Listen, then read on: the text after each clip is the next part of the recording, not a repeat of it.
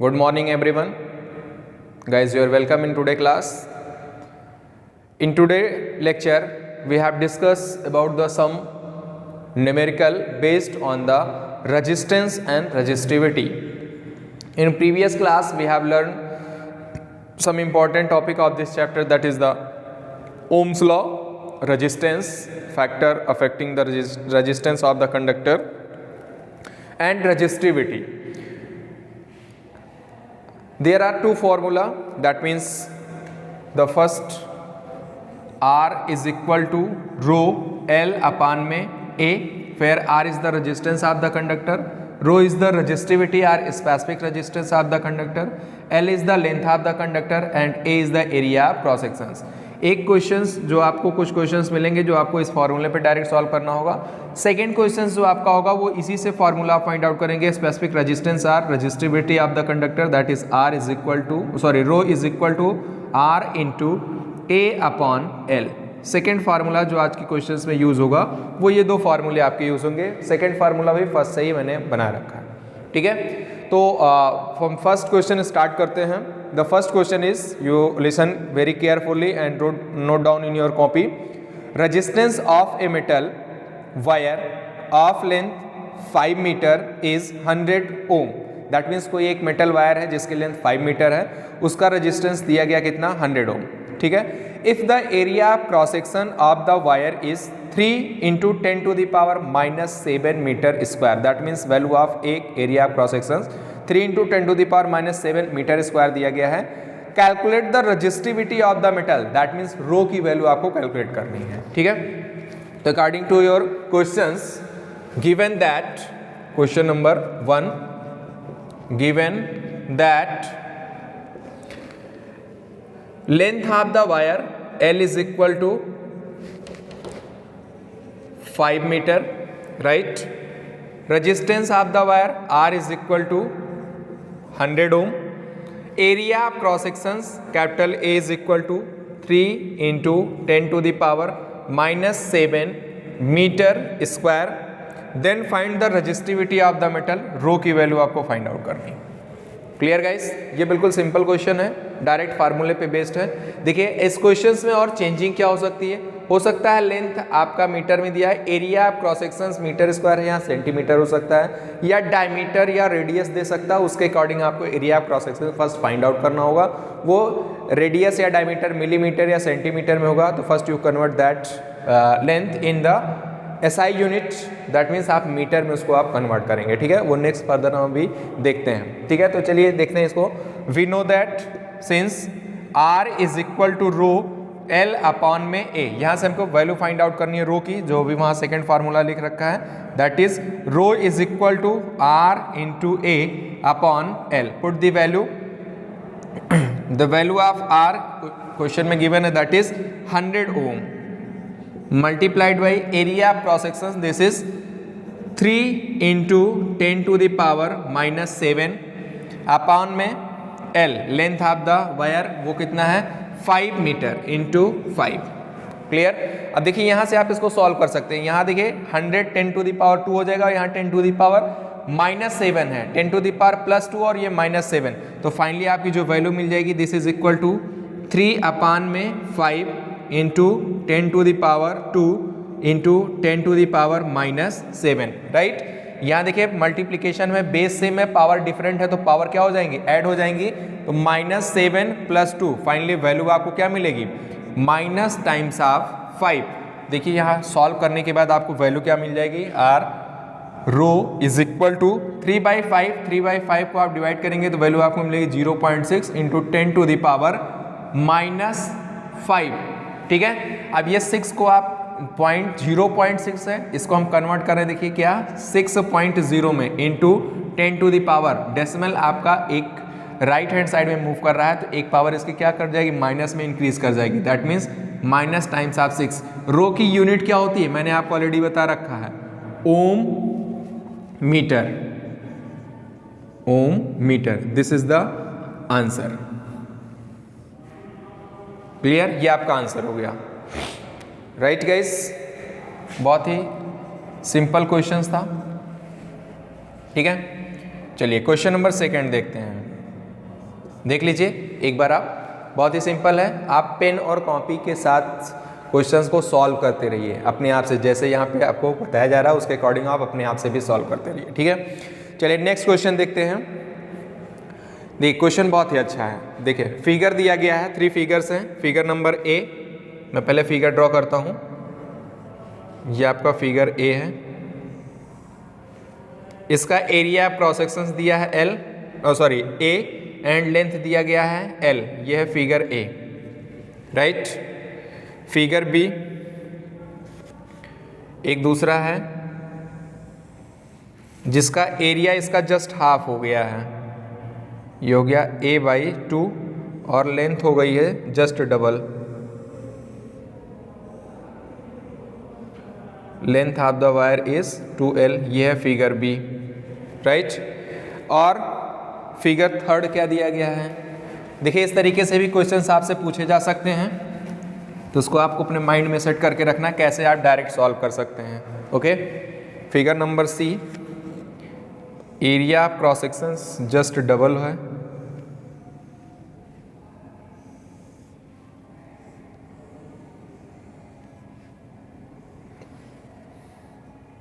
और लेंथ आपका l/2 है।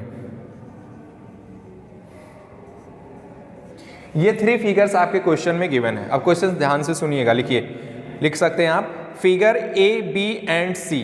ये figure A B and C shows 3 cylindrical copper conductor. ये 3 सिलेंडिकल कॉपर कंडक्टर को रिप्रेजेंट कर रहे हैं। सिलेंडिकल शेप का आपका कंडक्टिंग वायर है, ठीक है। Along with their faces area, faces area means area of cross sections। यहाँ देखिए सब में दिया गया एरिया ऑफ क्रॉस सेक्शंस क्या है, and length which of the conductor, और लेंथ भी दिया गया है, that means area of faces means area of cross sections दिया है, and length of the conductor question में गिवन है।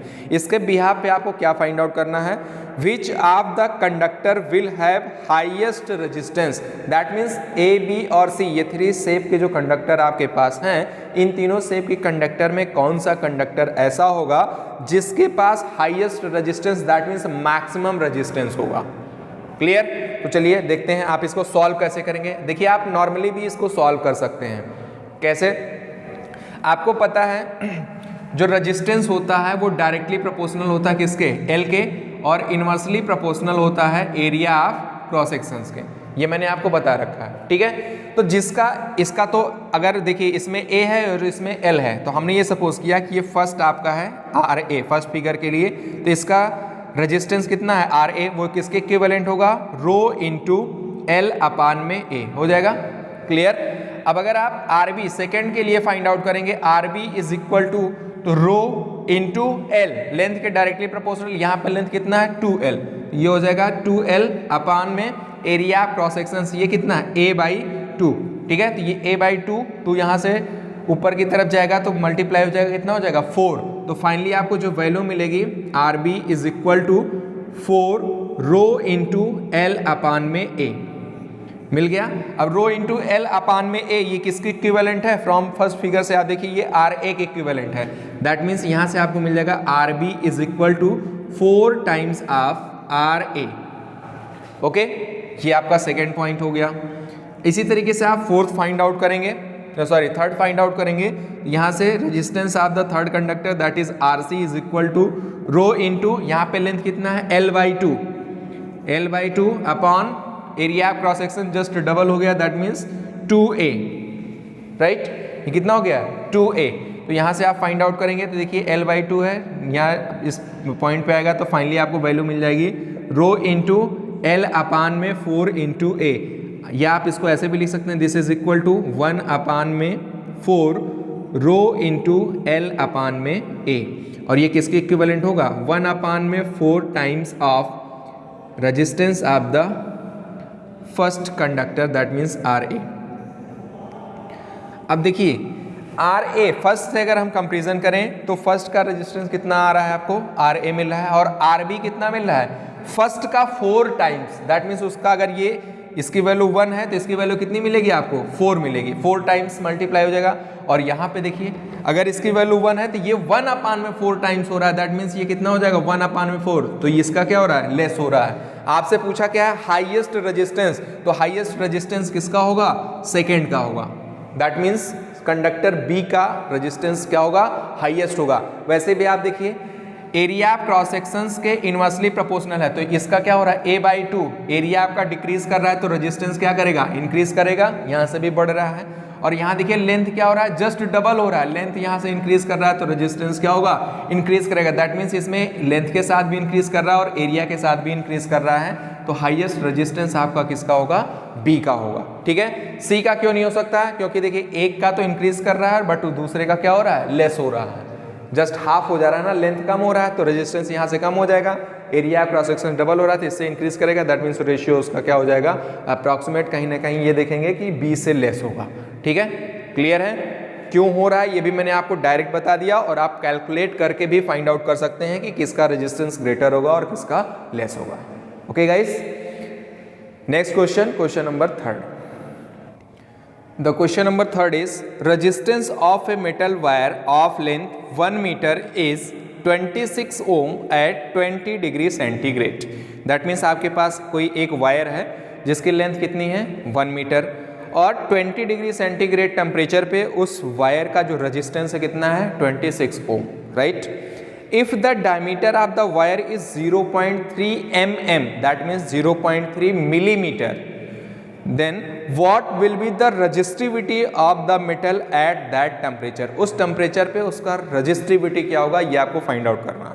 ठीक है, क्वेश्चन तो बहुत सिंपल है बट थोड़ी सी कैलकुलेशन आपको आनी चाहिए, थोड़ा सा कैलकुलेशन में आपको पॉइंट आउट करना होगा कि कैसे आप यूनिट का कन्वर्जन करेंगे। जैसे इसमें डायमीटर दिया गया है, हमें रेजिस्टेंस रेडियस चाहिए, एरिया क्रॉस सेक्शंस के लिए क्या चाहिए, रेडियस, तो डायमीटर का जस्ट हाफ हो जाएगा और होगा क्या, πr², और इस मिलीमीटर को चेंज करेंगे आप किसमें, मीटर में। ठीक है, तो उसका कन्वर्जन भी आपको आना चाहिए। ठीक है, तो ये देखते हैं, अब बहुत ही सिंपल है, एक बार आप देख लेंगे तो आपको आ जाएगा, कोई प्रॉब्लम नहीं होगी इसमें। ठीक है, चलिए, given that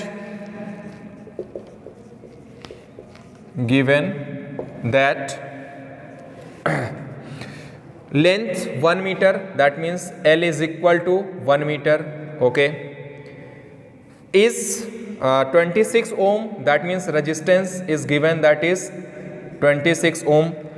After that, if the diameter of the wire is 0.33, that means D is equal to 0.3 millimeter.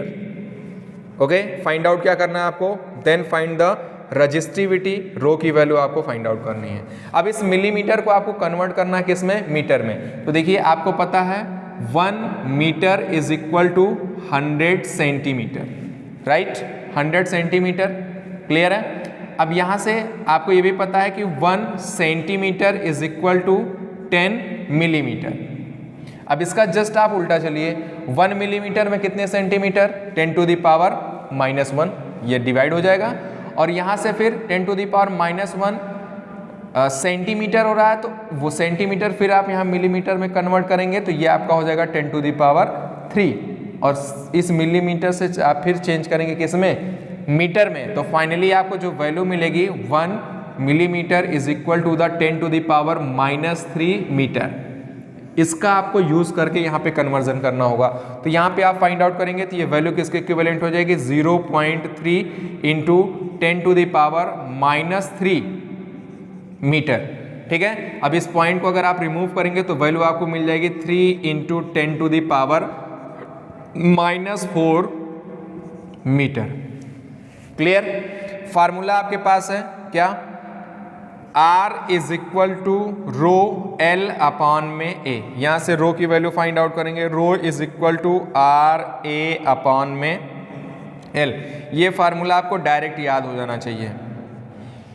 ठीक है, वैल्यू पुट करिए, चलिए, वैल्यू ऑफ R क्वेश्चन में गिवन है 26 इंटू ए की में एक एरिया क्रॉस सेक्शन होगा क्या, πr²। एरिया क्रॉस सेक्शन होता क्या है, चलिए यहाँ मैं आपको बता देता हूँ एक बार फिर से, एरिया क्रॉस सेक्शन ये होगा क्या, πr²।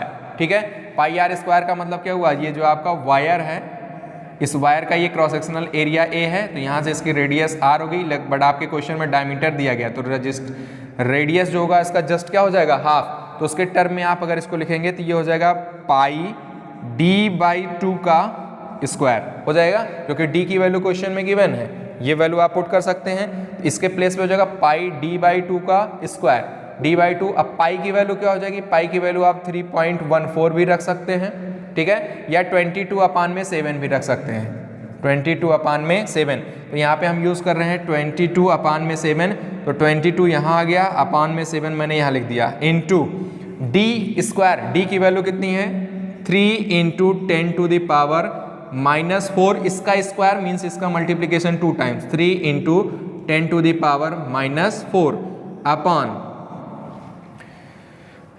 एल, एल की वैल्यू कितनी है 1 मीटर, ठीक है, ठीक है। अब देखिए D square that means D by two का स्क्वायर, इसका स्क्वायर है, तो यहाँ पे आप इसको ऐसे भी तो लिख सकते हैं पाई डी स्क्वायर अपान में 4, दैट मीन्स 4 का भी यहाँ मल्टीप्लीकेशन होगा, तो यहाँ पे आप मल्टीप्लाई कर देंगे इंटू लेंथ कितना है 1 मीटर, ये फाइनल वैल्यू आपको मिल जाएगी। ये वैल्यू आपको समझ में आ रही है या नहीं, ये आप समझ पाए कि नहीं, एक बार मैं फिर से रिपीट करता हूँ।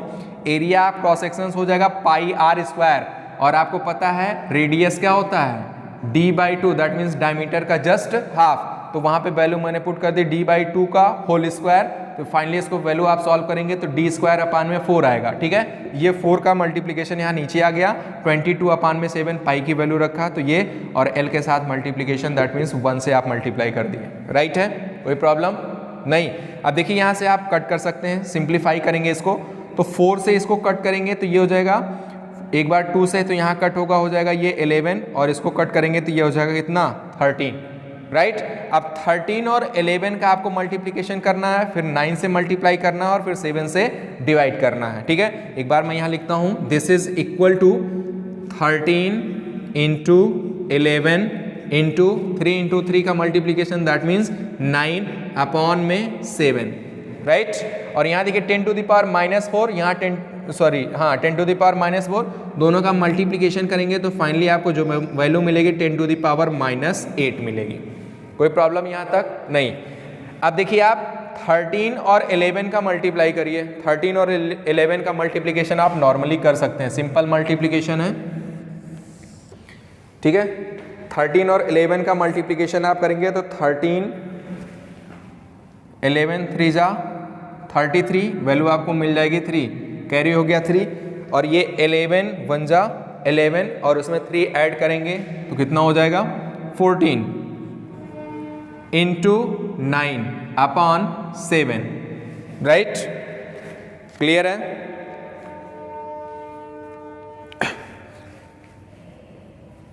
इंटू 10⁻⁻8।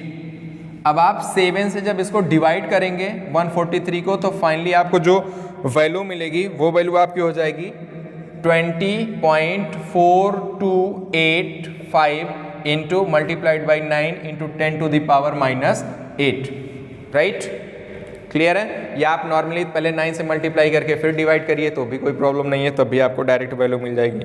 इसका मल्टीप्लिकेशन करेंगे तो वैल्यू आपको मिल जाएगी 183.85 इंटू 10⁻⁻8, क्लियर है। अब देखिए हम इस डेसिमल को यहाँ पे लेके आ रहे हैं, that means 2 point left hand side में मूव कराएंगे तो वैल्यू आपकी क्या हो जाएगी 1.8385 इंटू 10⁻, ये देखिए 2 पावर रिमूव होगी, क्यों, क्योंकि आपके डेसिमल किस साइड जा रही है लेफ्ट हैंड साइड, तो यहाँ से पावर क्या होगी प्लस में आएगी, तो +2 करेंगे तो यहाँ पे आ जाएगी -6। अब देखिए 1.8385, अगर इसको आप 2 डिजिट तक लिखेंगे तो फाइनली वैल्यू अप्रॉक्स इसको लिख सकते हैं 1.84 इंटू 10⁻⁻6, और ये किसकी वैल्यू थी, ये थी रेजिस्टेंस की वैल्यू, और रेजिस्टेंस की यूनिट होगी क्या ओम, ये आपका फाइनल आंसर हो जाएगा।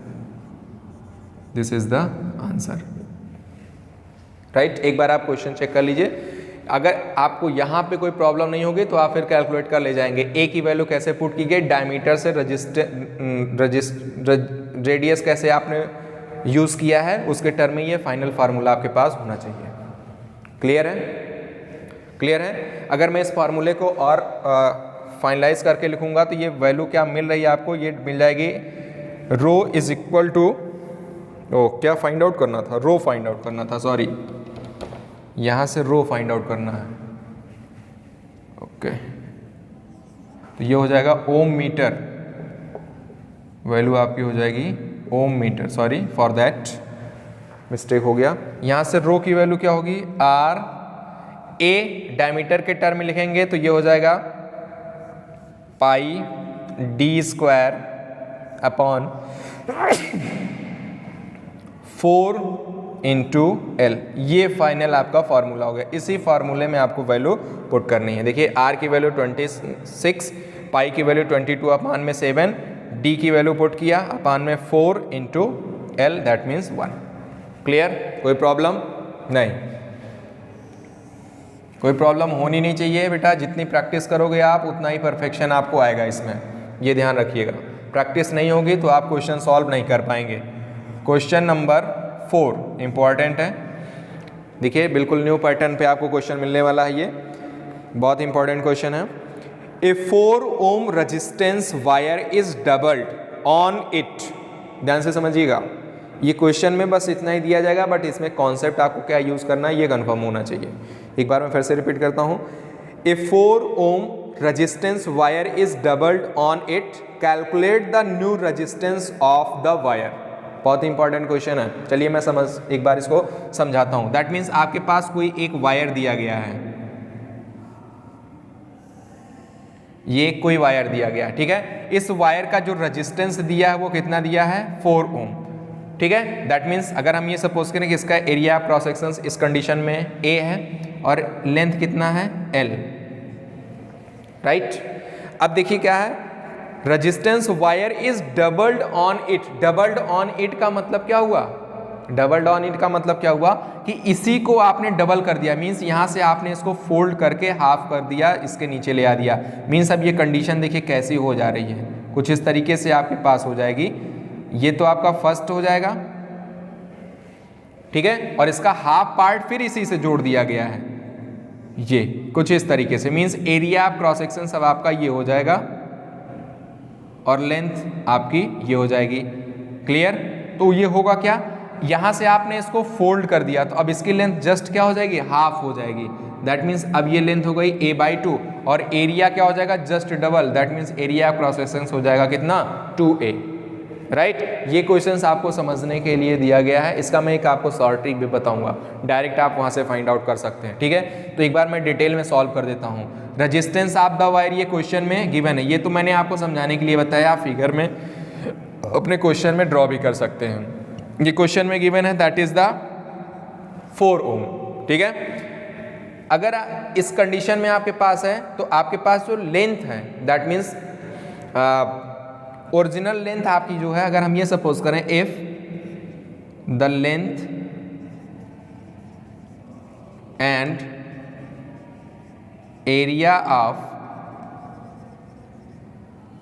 क्रॉस सेक्शन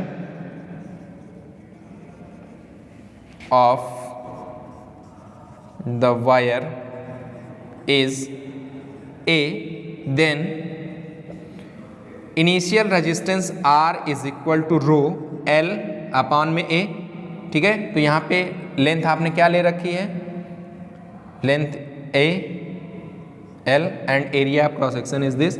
दैट मीन्स ये हो जाएगा L अपॉन में A, ये हो जाएगा question number 1।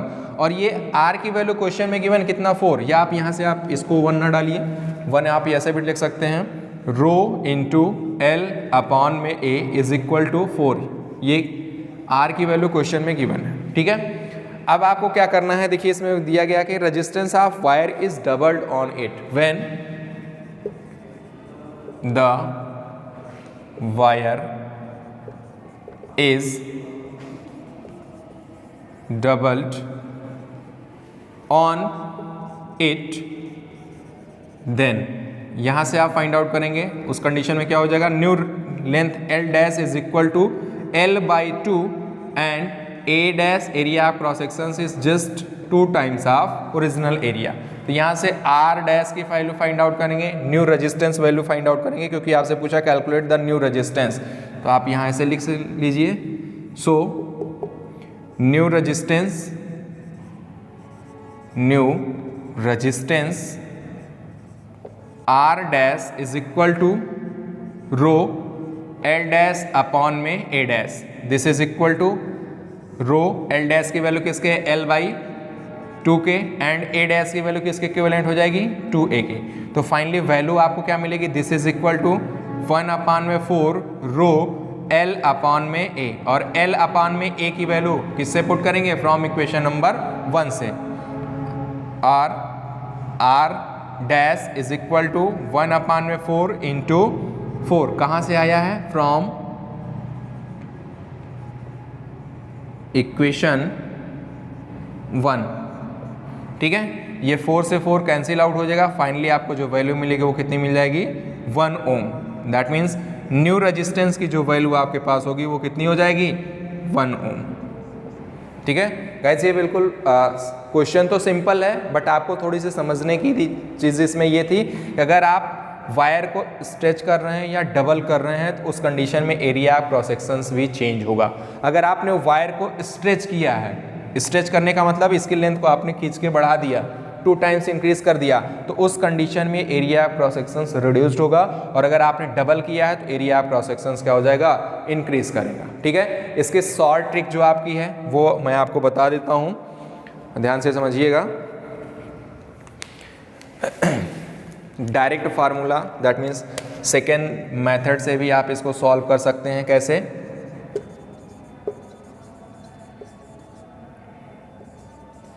Second method direct formula आपके पास क्या होगा, new resistance R dash is equal to the n square into R. यहाँ पे है क्या, ये मैं यहाँ पे लिख देता हूँ, ये चीज़ है क्या, R dash this is equal to new resistance, R is initial resistance, initial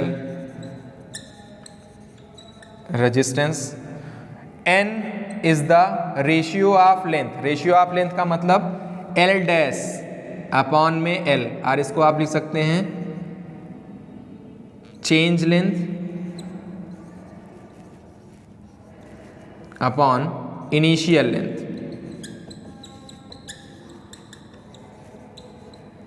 ठीक है, ये आपके पास फार्मूला है, इससे आप डायरेक्ट सॉल्व कर सकते हैं। कैसे, एक बार मैं इसको सॉल्व करके दिखाता हूँ। न्यू रेजिस्टेंस आपको फाइंड आउट करना, R dash this is equal to n square. Length क्या हो रहा है, जब आपने इसको डबल किया तो लेंथ क्या हो रहा है, जस्ट हाफ हो रहा है, लेंथ जस्ट हाफ हो रहा है, मीन्स ये क्या हो जाएगा L बाई 2 अपॉन में L, और इसका क्या होगा स्क्वायर इंटू ओरिजिनल रेजिस्टेंस कितना था 4। ठीक है, अब देखिए ये L से L कैंसिल आउट हो गया, ये वैल्यू आपकी जो मिल जाएगी this is equal to 1 upon में 2 का square into 4, this is equal to 1 upon में 4 इंटू 4, 4 से 4 cancel out, this is equal to 1 ohm. एक लाइन में आपका फाइनल आंसर है। ठीक है, बट होता क्या है आप डिटेल में भी जानते रहिए, ये तो आप शॉर्ट ट्रिक में फार्मूले से डायरेक्ट यूज भी कर सकते हैं, कोई प्रॉब्लम नहीं है। ठीक है, तो ये बिल्कुल सिंपल क्वेश्चंस था, ये भी क्वेश्चंस आई थिंक आपको समझ में आया होगा, न्यू पैटर्न पे था, थोड़ा सा कैलकुलेशन इसमें थी। ओके, एक लास्ट क्वेश्चंस देखते हैं, क्वेश्चन नंबर 5।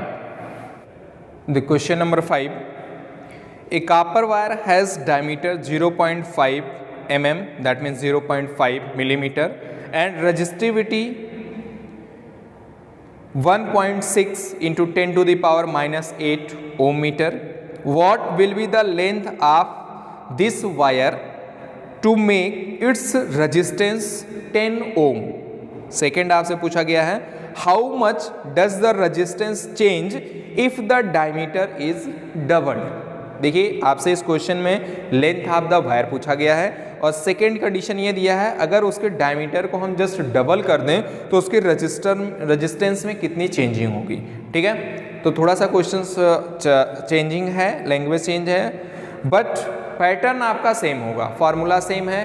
कन्वर्जन यूनिट का डायमीटर में 0.5 mm दिया है, तो इसको आप मीटर में कन्वर्ट करेंगे, area cross section find out करेंगे, उसके बाद आप इसको यूज़ करेंगे। ठीक है, तो आइए देखते हैं।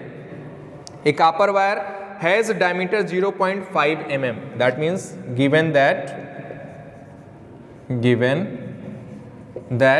diameter D is equal to 0.5 mm. इसको आप कन्वर्ट करेंगे किस में कन्वर्ट करेंगे, मीटर में। तो मीटर में कन्वर्ट करेंगे R, this is equal to 0.5 into 10 to the power -3 meter, right? Then resistivity, that means rho is equal to 1.6 into 10 to the power -8 ohm meter, right? What will be the length of this wire to make its resistance 10 ohm? That means R is equal to 10 ohm. इस condition में आपको first find out करना है length of the wire, ये तो आपका first है. Second है change in resistance, change in R if D, that means diameter is doubled. इस कंडीशन में आपको फाइंड आउट करना है change in resistance. Okay guys, तो ये आपके पास सिंपल है. अब आपको देखना है इसमें क्या है कि कन्वर्जन आपने कर लिया, डायमीटर आपके पास है, तो यहाँ से आपको चाहिए क्या, रेडियस. तो सबसे पहले आप क्या फाइंड आउट करेंगे, रेडियस फाइंड आउट करेंगे. ठीक है, तो अब लेंथ फाइंड आउट करना, उसके लिए आपको रेडियस फाइंड आउट करना होगा, एरिया ऑफ क्रॉस सेक्शंस. तो हम यहाँ लिखते हैं area of cross sections, that means A is equal to pi R square. Pi R square का मतलब क्या हुआ, डी आपको चाहिए, तो इसको डी के टर्म में लिखेंगे. This is equal to pi D by 2 का होल स्क्वायर, राइट. और यहाँ से डी बाई 2 करेंगे तो वैल्यू आपको मिलेगी क्या, यहाँ से आर की वैल्यू 0.5, दैट मीन्स चलिए यहीं पे लिख लेते हैं. This is equal to pi D by 2, that means 0.5 upon में 2 इंटू 10 टू द पावर -3, और इसका क्या हो जाएगा, स्क्वायर, राइट. क्लियर है. R this is equal to, this is equal to 22 upon में 7 इंटू 0.5 को आप 2 से डिवाइड करेंगे. ठीक है, तो 0.5 को 2 से डिवाइड करेंगे, 0.5 को, तो ये हो जाएगा 0.25 इंटू 10 टू द पावर कितना हो जाएगा, -3, और -3 का स्क्वायर है, तो फाइनली वैल्यू आपको क्या मिलेगी, -6. ठीक है, ये आप एक बार ऐसे लिख लीजिए, इंटू 10 टू द पावर -3, और इसका क्या हो जाएगा, होल स्क्वायर. Clear, clear. अब इसकी वैल्यू आपको फाइंड आउट करनी है, तो ये फाइनली वैल्यू आपको क्या मिलेगी, this is equal to 22 upon में 7, 22 अपान में 7 into 0.25 into 0.25 into 10 to the power -3 का स्क्वायर करेंगे तो ये हो जाएगा माइनस टाइम्स ऑफ 6. ओके, और फाइनली जब इसको आप सॉल्व करेंगे तो वैल्यू आपको क्या मिलेगी, this is equal to 0.1964 into 10 to the power -6 metre square. ये आपका हो जाएगा क्या, एरिया ऑफ क्रॉस सेक्शंस की वैल्यू. ए की वैल्यू आपके पास मिल गई 0.1964 into 10 to the power -6 metre square. अब आपका काम आसान हो गया है. अब आपके पास फार्मूला, उस फार्मूले में वैल्यू पुट करिए. ठीक है, आपको एल की वैल्यू फाइंड आउट करनी है, तो सबसे पहले आपके पास जो फार्मूला है, R is equal to original formula लिखेंगे, रो इंटू एल अपॉन में ए. यहाँ से एल की वैल्यू फाइंड आउट करेंगे, दिस इज इक्वल टू हो जाएगा आर इंटू ए अपॉन में rho. This is equal to value of R question में गिवन है, that is 10 ohm into area of cross sections 0.194, 0.194 into 10 to the power -6 upon area. Resistivity की value question में given है 1.6 into 10 to the power minus times of 8. ठीक है, अब देखिए इसको सॉल्व आप कैसे करेंगे, बहुत ही सिंपल, सिंप्लीफिकेशन इसका बहुत ही सिंपल है. देखिए 10 से आप इसमें मल्टीप्लाई करेंगे इसमें, तो ये वैल्यू डेसिमल आपका राइट हैंड साइड शिफ्ट हो जाएगा, तो वैल्यू आपको मिल जाएगी 1.964 इंटू 10 टू द पावर -6. यहाँ 10 टू द पावर -8 है, ऊपर जाएगा क्या हो जाएगा, इंटू 10 टू द पावर +8 अपान नीचे मिला क्या आपको, सिर्फ और सिर्फ 1.6, राइट. इसका आप मल्टीप्लीकेशन करेंगे तो मल्टीप्लीकेशन मीन्स पावर इसकी क्या हो जाएंगे, ऐड हो जाएंगी। -6 + 8 this is equal two plus times of 2 means 100 से आप इसमें मल्टीप्लाई करेंगे, 100 से मल्टीप्लाई करेंगे तो फिर डेसिमल आपका 2 place right hand side shift होगा। तो फाइनली जो आपको वैल्यू मिलेगी वो किसके इक्विवेलेंट होगी, दिस इज इक्वल टू 1.9। एक स्टेप में आपको कंप्लीट कर देता हूँ। 64 × 10⁻²+2 अपान 1.6 राइट। अब देखिए यहाँ से फिर आपको फाइनली वैल्यू मिल जाएगी 100 मीन्स इससे आप मल्टीप्लाई करेंगे तो ये हो जाएगा 196.4 अपान 1.6। दोनों पे 1 प्लेस पे डेसिमल है, डेसिमल रिमूव हो जाएगा, वैल्यू आपको मिल जाएगी 1964 अपान 16। अब इसको आप 4 से डिवाइड करिए, 4 से डिवाइड करेंगे तो 4 4 जा 16 और यहाँ से आप इसको 4 4 जा 16 कैरी कितना यहाँ पे हुआ 36 हो जाएगा। ये हो जाएगा 4 9 जा 36 और 4 1 जा 4।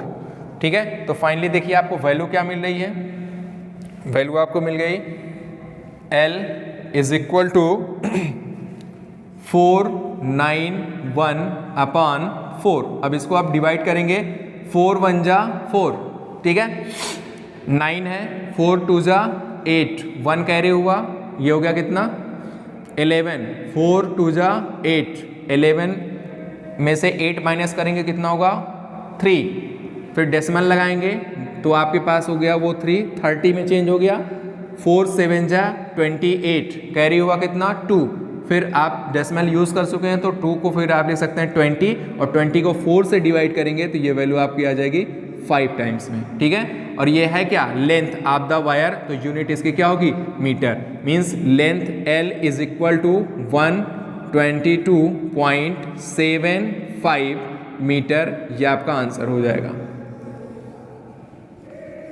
गाइज अगर आपको मल्टीप्लिकेशन और डिवीजन डेसिमल का आ रहा है, डेसिमल की शिफ्टिंग आपको आ रही है तो क्वेश्चन में कोई भी प्रॉब्लम नहीं होने वाली है। ठीक है, फर्स्ट पार्ट कंप्लीट हो गया। सेकेंड पार्ट क्या करना है, सेकेंड पार्ट में क्या बोला है D dash that means diameter क्या करना है just double 2 times of D। अब इसके रिस्पेक्ट में एरिया ऑफ क्रॉस सेक्शंस में क्या चेंजिंग होगी, ना तो उसका लेंथ चेंज हो रहा है और ना तो इसका रेजिस्टिविटी चेंज हो रही है क्योंकि वायर आपका सेम है। ठीक है, इस कंडीशन में क्या होगा तो आप देखिए जब आपके पास रेजिस्टेंस R था, हमने ये सपोज किया कि इनिशियल रेजिस्टेंस क्या है R, this is equal to इसके टर्म में आप लिखेंगे D के टर्म में तो ये होगा क्या रो इंटू A अपान में रो इंटू L अपान में पाई D स्क्वायर अपान में 4, यही होगा राइट है, क्योंकि D बाई आर की वैल्यू हो जाएगी D/2 और D बाई आर स्क्वायर करेंगे D स्क्वायर अपान में 4। अब ये 4 ऊपर की तरफ जाएगा तो ये वैल्यू आपको क्या मिलेगी 4 इंटू रो L अपान में पाई D स्क्वायर, ये हो गया इक्वेशन नंबर 1। ठीक है, अब सेकेंड कंडीशन में क्या है R डैश आपको फाइंड आउट करना है। R dash is equal to rho में कोई चेंजिंग नहीं हुई है, L में कोई चेंजिंग नहीं हुई है। ठीक है, बट डायमीटर चेंज हो गया, डायमीटर क्या हो गया है 2D हो गया है, तो ये देखिए पाई 2D अपान में 2 इसका क्या हो जाएगा स्क्वायर। क्लियर, क्लियर है ना, तो ये क्या है 2 से 2 क्या हो गया कैंसिल आउट हो गया, 2 से 2 कैंसिल आउट हो गया, 2 से 2 कैंसिल आउट हो गया, तो फाइनली वैल्यू आपको क्या मिल जाएगी this is equal to rho L upon pi D square. ठीक है, अब ये देखिए यहाँ से आप वैल्यू फाइंड आउट करेंगे रो L पाई अपान में D स्क्वायर की वैल्यू, या एक बार मैं यहाँ लिख देता हूँ R dash is equal to rho into L upon pi D square, this is the equation number 2।